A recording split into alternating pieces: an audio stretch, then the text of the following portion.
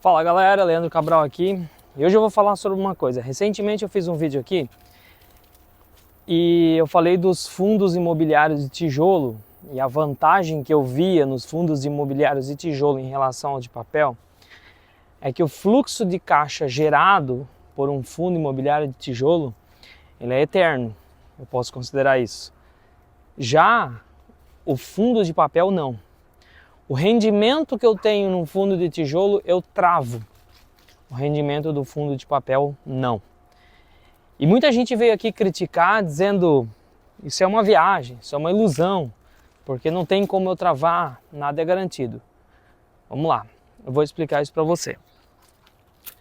Nada é garantido, de fato, isso eu concordo, nem no fundo de tijolo, nem no fundo de papel. E é por isso que a gente cobra um prêmio pelo risco, certo? Agora, eu tendo uma carteira diversificada de investimentos, no longo prazo, ativos de qualidade, eu gerenciando isso aí, a tendência no fundo de tijolo, aqueles que dão certo, é para o resto da vida, e no fundo de papel não. Vamos pensar aqui, vamos diferenciar para você entender o que é um fundo de papel e o que é um fundo de tijolo. Pensa comigo, quando a gente fala em investimento tradicional em imóveis, com o objetivo de alugar, como é que se faz essa renda? Como é que se gera essa renda? A pessoa vai lá, ela compra um imóvel, né? Ela compra uma casa, ou ela compra um apartamento e ela coloca para alugar, certo? Beleza. Então vamos fazer algumas continhas rápidas aqui para você entender a lógica. Em média no Brasil, tem lugar que é melhor, tem lugar que é pior, mas dá para conseguir aí 0,4%, 0,5% ao mês de aluguel de imóveis, tá? Então se você compra um apartamento de 500 mil reais, com o objetivo de colocar para alugar, você vai alugar por quantos? Você vai alugar por mais ou menos uns 2.500 reais, 2.000 a 2.500 reais, tá? Agora pensa comigo, daqui a 10 anos, o que vai ter acontecido? O apartamento vai estar lá ainda? Ou vai ter sumido, ter dado errado? Provavelmente o apartamento vai estar lá. Tudo bem, pode ter tido um probleminha aqui, né? Estourou um cano, teve que pintar uma parede aqui, fazer uma reforminha, mas o apartamento está lá. Se você não vendeu, o apartamento está lá. Passaram-se 50 anos, você não vendeu, e aí? Está lá. Passaram-se 100 anos, está lá. Nunca mais aquele apartamento vai sair de lá, se você não vender, se você for fazendo a manutenção, mantendo eles. Quem mora em cidades, né? Mais antigas, tem alguns centros históricos, pô, às vezes eu vou aqui perto aqui de onde eu moro, em São Francisco do Sul. Cara, tem imóvel lá que tem praticamente 500 anos, né? Desde que o Brasil foi descoberto, o imóvel já tá lá, alugado, passou de geração em geração e tá alugado. Então tá, como eu sei que o imóvel vai estar lá pro resto da vida e que eu posso alugar esse imóvel pro resto da vida, o fluxo é eterno. O fluxo é constante e basicamente o que eu vou ter é uma correção no valor do aluguel que em média, gente, vai caminhar junto com a inflação. Se a cidade cresce acima, né, a região que o imóvel está localizado cresce acima da inflação, vai crescer acima disso. Agora, em média, o valor do aluguel vai crescer de acordo com a inflação. Agora pensa comigo, por que eu falo que no fundo de tijolo a gente consegue travar o rendimento? Vamos comparar com primeiro vamos focar no imóvel tradicional aqui para você entender essa lógica, tá? Imagina o seguinte, Barão, chega nessa curva aqui, o Barão dispersa, parece iniciante na bolsa, né? Não pode ver um negocinho diferente, já some. Ó, vamos lá, imagine que então eu estou falando de um apartamento que você consegue alugar por R$2.500, né? E você vai pagar 500 mil reais nesse apartamento. Vai dar 0,5% ao mês. O valor do aluguel não muda, tá? Se mantém ali, mais ou menos. Tem algum bicho aqui. O Barão foi lá ver. Acho que era só um passarinho mesmo, só um sabiá. Retomando aqui. Mato às vezes dá umas distrações na gente. R$2.500 o aluguel do imóvel, você pode pagar 500. Agora imagine o seguinte, o aluguel não vai mudar. você consegue alugar por 2.500. E aí, de repente, alguém chega e diz para você o seguinte, o dono do imóvel lá, cara, tô ferrado de grana, tô numa situação complicada aí, preciso ir embora do Brasil, tô torrando meu apartamento pela metade do preço. Tô vendendo por 250 mil. Isso é difícil acontecer, né? Mas vamos supor, só para você entender a lógica. Aí você vai comprar o apartamento por 250 mil. Cara, se dá para alugar esse apartamento por 2.500 e você está comprando por 250 mil, o valor do aluguel vai representar 1% ao mês em relação ao preço do apartamento. E aí o que eu diria para você? Compra, velho. Compra, porque você vai travar esse rendimento de 1% ao mês para o resto da vida. E corrigido pela inflação. Porque você vai pagar 250 mil no apartamento, você vai alugar por R$2.500 por mês, 1%. Provavelmente, no próximo ano, vai ter um aumento no valor do aluguel, relacionado com a inflação. Então, vamos dizer que a inflação foi lá, 10%, dando uma exagerada aqui, né?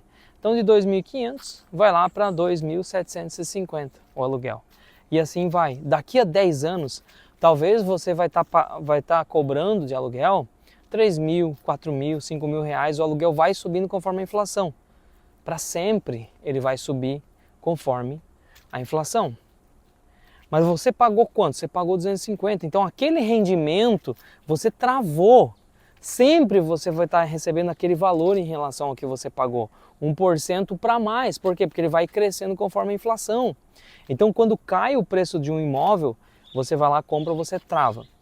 E por que eu estou dando esse exemplo do imóvel? Porque um fundo de tijolo tem a mesma dinâmica. Porque quando você investe em um fundo de tijolo, o fundo ele está comprando um imóvel físico e colocando para alugar. Se o fundo não vende aquele imóvel, deixa lá e vai simplesmente aluga ele e vai corrigindo o aluguel ao longo dos anos, então você consegue travar o rendimento. Porque veja bem, o valor do aluguel é travado. É diferente do fundo de papel, que eu já vou explicar a lógica daqui a pouquinho. Porque veja bem, se eu tenho um fundo imobiliário, que ele tem um patrimônio lá e ele consegue um retorno médio ali de 0,6%, 0,7%, alguma coisa assim. Então imagina que o fundo imobiliário ele consegue gerar ali, com o patrimônio que ele tem, R$1 milhão por mês de aluguel. Um exemplo. Cara, se a cota do fundo imobiliário cai no mercado, uma cota era negociada lá em 100, você consegue comprar por 80, por 70 reais, não vai mudar o valor do aluguel, você está entendendo? Vai continuar, os caras vão continuar alugando lá, o gestor vai continuar alugando por R$1 milhão por mês, tá? O conjunto de imóveis ali. E no outro ano tende a ser 1.050.000, 1.100.000, 1.200.000, vai subindo o preço do aluguel conforme o tempo vai passando. Então isso está travado, é a mesma dinâmica. Para que eu pare de receber aquele aluguel ali só se o gestor vender o imóvel. Mas daí se ele vende ainda gera uma renda extra, né? Porque eu vou ser remunerado pelo ganho de capital. E o gestor geralmente vai vender um imóvel se ele tem um melhor para comprar, tá? Então, quando eu invisto em um fundo de tijolo, o meu rendimento futuro ele nunca vai mudar. Ele só tende a corrigir para cima, conforme a inflação. Então eu travo aquele rendimento. E o fundo de papel não, porque o fundo de papel, ele existe uma coisa chamada duration, que é a duração da dívida. Porque um fundo de papel nada mais ele faz do que comprar dívida, certo? Então ele investe numa dívida lá, é como se ele emprestasse um dinheiro para ir recebendo, só que é feito isso através de uma estruturação, através de um CRI, através de um CRA, né, através de uma debênture. Mas basicamente vamos pegar um fundo de papel, um fundo imobiliário, né, que investe em dívida imobiliária. Então ele investe nos CRIs. Ele vai lá, coloca R$1 milhão, por exemplo, em um CRI. Esse CRI vai pagar uma taxa ao ano ali, então pode ser IPCA mais 10, IPCA mais 8 ou CDI mais 4, mais 5, às vezes é atrelado ao CDI, às vezes é atrelado ao IPCA. Mas quando o fundo investe, ele investe hoje num ativo que está pagando lá, por exemplo, IPCA mais 10. A duration desse ativo que ele está investindo, desse CRI, vai variar. Algumas é 3 anos, outras 4. Então vamos imaginar que é 4. O que isso significa? Que depois de 4 anos, aquele CRI que o fundo imobiliário investiu já vai ter sido totalmente amortizado, já vai ter sido devolvido. Então eu consegui travar IPCA mais 10 ao investir naquele CRI ali, somente por 4 anos. Se daqui a 4 anos o mercado está com outra dinâmica, taxa de juros está muito baixo, tem muitas ofertas de CRI no mercado, o que vai acontecer? Esse IPCA, ele vai ser bem mais, esse prêmio pode ser bem mais baixo. Pode ser que não seja mais IPCA mais 10, pode ser que seja IPCA mais 3, um rendimento muito menos interessante. E será a única opção que vai ter de esse fundo de papel conseguir montar uma nova posição. Então eu nunca vou conseguir travar rendimento em fundo de papel, porque a dívida, a carteira de um fundo de papel, ela vai amortizando, ela vai sendo quitada. E o gestor todo mês ele pega parte dessa amortização e desses juros que ele recebe ali, né?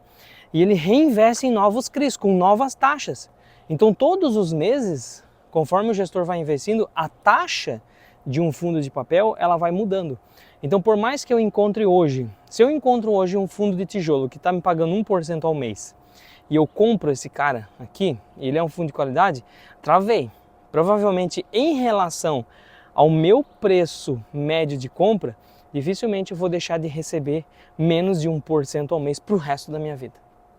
Se eu acho um fundo imobiliário de papel hoje que me paga 1,5% ao mês, beleza, eu vou conseguir receber 1,5% ao mês. Até quando? Não sei. Não sei. Por quê? Porque o gestor vai renovar essa dívida. E talvez daqui a 5 anos a carteira desse fundo de papel ela não esteja mais me pagando 1,5% ao mês. Talvez ela esteja me pagando 0,7% ao mês, muito menos do que o fundo de tijolo. Por quê? Porque eu não consigo travar rendimento em fundo de papel. Então, eu jamais vou comparar um fundo de papel com um fundo de tijolo olhando simplesmente o rendimento que ele me gera hoje, mas sim o potencial de rendimento que ele tem para me gerar no futuro. Porque se eu for fazer esse filtro, a maior parte dos fundos de papel pagam mais que fundo de tijolo. Mas a diferença é que eu não vou travar rendimento e no fundo de tijolo eu travo. Então, se eu tenho um fundo de tijolo que me paga 1% ao mês e um fundo de papel me pagando 1,5%, provavelmente eu vou ficar com fundo de tijolo. Porque esse cara eu vou travar o meu rendimento para o resto da vida. Já o fundo de papel eu não consigo travar. Não quer dizer que eu não invista em fundo de papel. O fundo de papel ele vai me ajudar muito a gerar fluxo de caixa e ganhar ali, né, uma grana extra, né, bastante dividendos num prazo mais curto. Então de forma estratégica eu posso aumentar minha posição em fundos de papel. Mas para carregar para o longo prazo, para minha aposentadoria para o resto da vida, não se compara com fundo de tijolo. Galera, deixa aqui nos comentários se você já tinha pensado nisso. Um recado importante para você, nós vamos ter a nossa Black Friday, que a gente vai abrir uma turma do nosso curso Estratégia 500 Pratas. E nós vamos liberar algumas vagas com desconto. Mas o maior desconto, praticamente o dobro do desconto, nós vamos dar para os membros da comunidade 500 Pratas. Então se você não faz parte da comunidade ainda, vou deixar o link aqui. Eu faço uma live ao vivo todas as segunda-feiras à noite na comunidade. Eu mostro a minha carteira pessoal de investimentos, eu mostro as oportunidades, isso que eu estou explicando nesse vídeo aqui, os membros da comunidade estão cansados de saber, tem planilha para calcular isso que eu disponibilizo para eles. E quem estiver lá dentro da comunidade vai ter aí o dobro do desconto praticamente de quem não está na comunidade para se tornar aluno da Estratégia 500 Pratas aí na Black Friday. Então, se cadastra aqui, ó, entra na nossa comunidade para você aproveitar esse benefício e ficar por dentro. Meu nome é Leandro Cabral, eu sou economista, sou certificado especialista em investimentos pela Ambima, também sou consultor de investimentos, habilitado pela CVM. Então, se você tem aí um patrimônio, precisa da minha ajuda para gerenciar, para montar a sua carteira ou para que eu organize a sua carteira, agenda uma consultoria comigo aí que vai ser um prazer te ajudar. Até a próxima. Fui!